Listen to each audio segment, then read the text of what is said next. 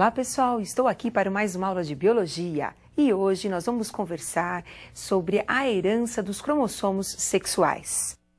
Temos aí o cariótipo humano, cariótipo de um homem, os cromossomos estão aos pares, como vocês estão observando. Tem o par 1 até o par 23. O último par, nós temos representados aí dois cromossomos, o X e o Y, os cromossomos sexuais masculinos. Agora o cariótipo de uma mulher, os 22 pares de cromossomos, mais um par de cromossomo sexual, XX, somando aí os 23 pares. Na espécie humana, a determinação sexual é dada pelo homem. Então, nós temos o homem produzindo espermatozoides com os cromossomos sexuais do tipo X e do tipo Y. As mulheres produzem os seus óvulos com o cromossomo sexual do tipo X. Quando nós temos o espermatozoide X fecundando o óvulo X, nós temos o sexo XX, uma mulher, feminino. Quando nós temos o espermatozoide Y fecundando o óvulo X, nós temos XY, sexo masculino, o homem. Então, nós temos 22 pares de cromossomos, que são chamados de autossomos, e um par que são os cromossomos sexuais. Existem heranças tanto nos autossomos como também nos cromossomos sexuais. E hoje nós vamos estudar a herança dos cromossomos sexuais. Nós temos algumas heranças importantes dentro da nossa espécie, como a hemofilia, o daltonismo. Mas vamos observar alguns detalhes dos cromossomos sexuais. Então, observem a tela com o cromossomo X e o cromossomo Y. O cromossomo X apresenta uma região homóloga ao cromossomo Y. Percebam que o cromossomo X ele é muito maior do que o cromossomo Y. Em seguida, nós temos a região não homóloga. Então, nós temos lá os genes não homólogos, tanto do X como também do Y. Nesses cromossomos, ou nesta região, que nós chamamos de região não homóloga do X, é que nós vamos encontrar os genes, tanto para o daltonismo como para a hemofilia. Então, vamos conversar um pouquinho sobre o daltonismo, uma herança muito importante, onde as pessoas daltônicas não conseguem fazer a distinção entre o vermelho e o verde. Observe. O gene do daltonismo é um gene recessivo, ligado ao cromossomo sexual X. Gene recessivo nós representamos com a letra minúscula. Então, nós temos os genótipos, as fórmulas genéticas dos indivíduos. A mulher, ela é XX. Quando ela apresenta o gene desão, ela é normal. Desão é o gene dominante, então ela é normal. A mulher XDzão, XDzinho, também é normal, tem o gene dominante.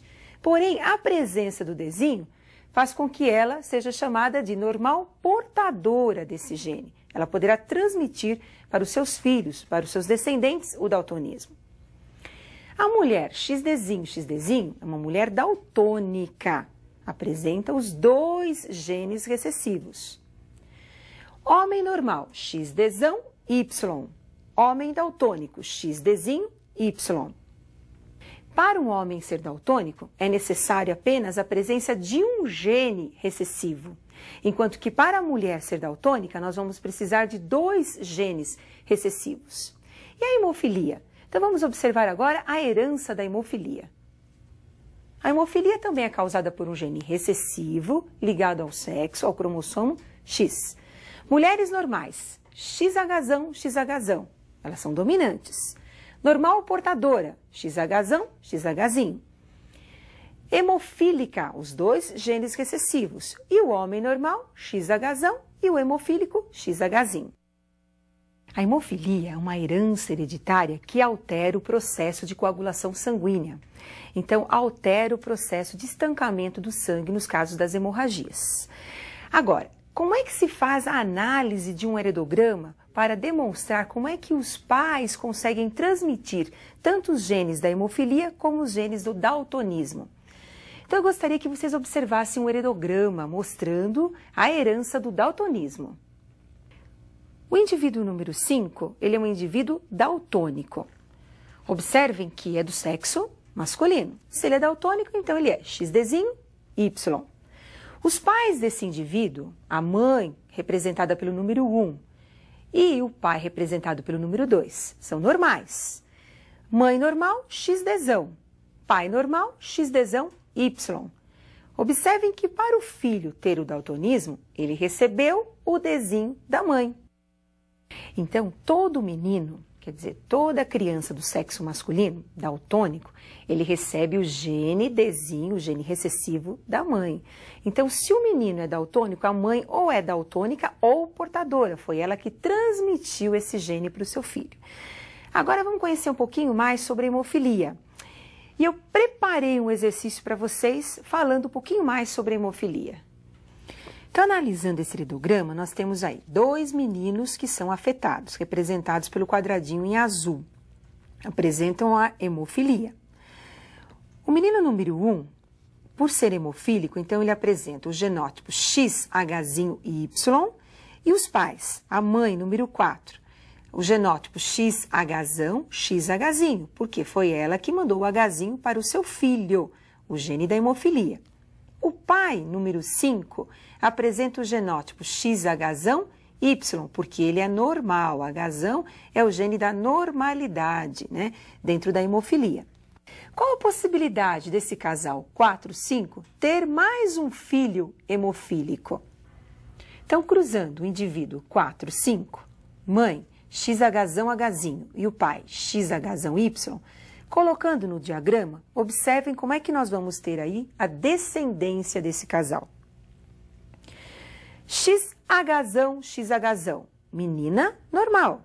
XHzão, Hzinho, menina normal, porém portadora.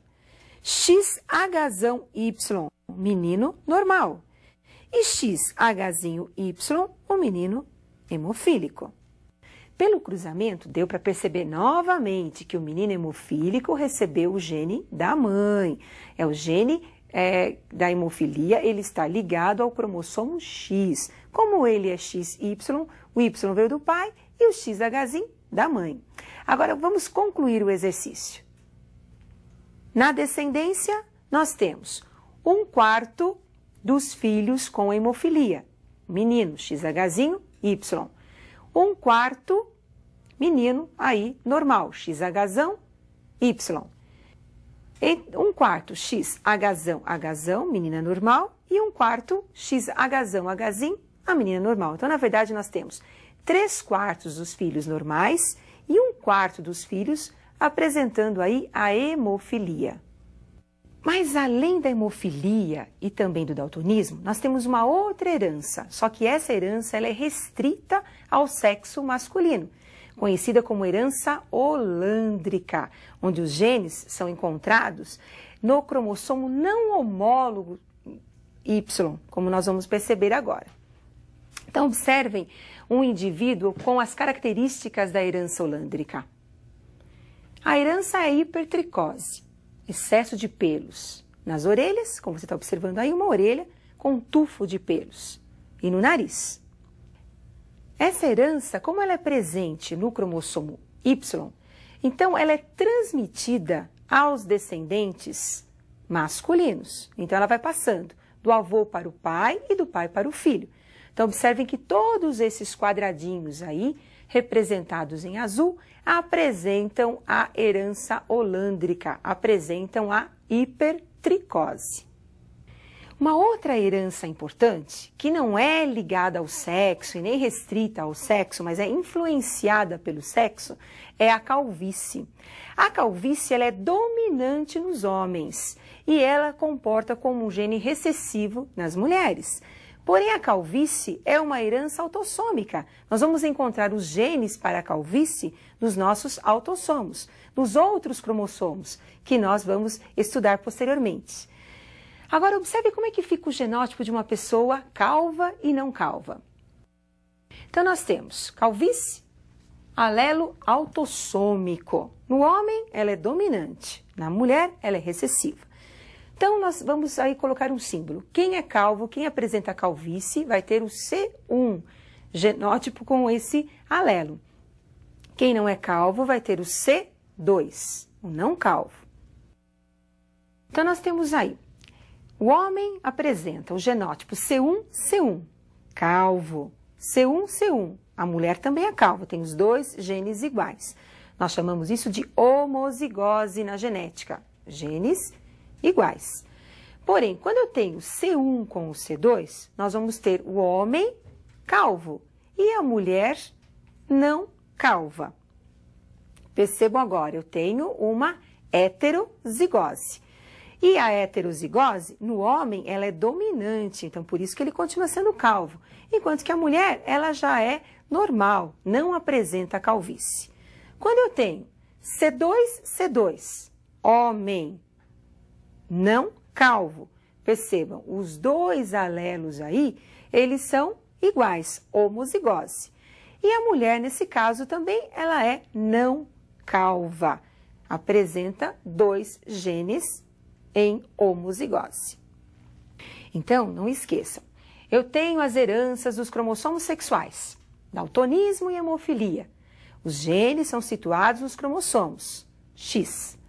Tenho a herança da hipertricose, a herança holândrica. Nós vamos encontrar os genes no cromossomo Y. E tenho as heranças autossômicas.